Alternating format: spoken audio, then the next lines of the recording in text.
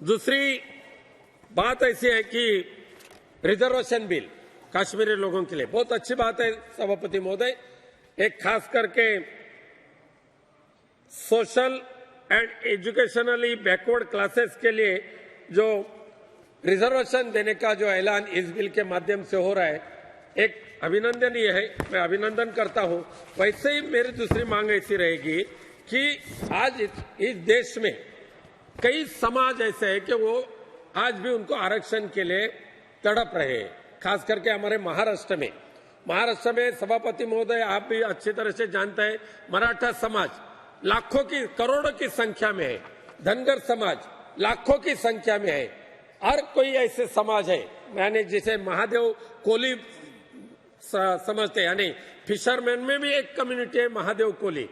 ऐसे कई गठ है कि उनको आज भी आरक्षण नहीं मिल रहा है, और आरक्षण के लिए पिछले कम से कम 25 साल से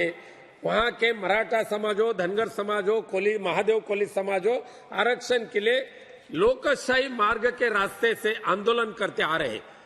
सभापति महोदय, मराठा समाज का आंदोलन कम से कम 1980 तक अभी तक चालू है। लाखों की संख्या से लोग ऐसे प्रदर्शन करते हैं कि उनके प्रदर्शन की एक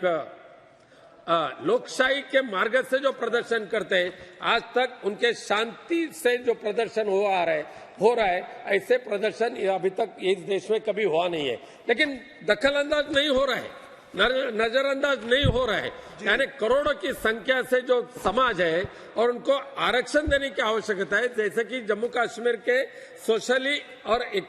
एजुकेशनली जो कैटेगरी तैयार करके उनको स्पेशल एक स्टेटस दिया, वैसे ही मराठा समाज का, धनगर समाज का और महादेव कोली लोगों के मांग है कि हमें भी जो हमारा हक है वो हमें मिलना चाहिए। दुर्भाग्य से क्या हुआ सभापति महोदय कि राज्य सरकार ने कई बार प्रयास किया,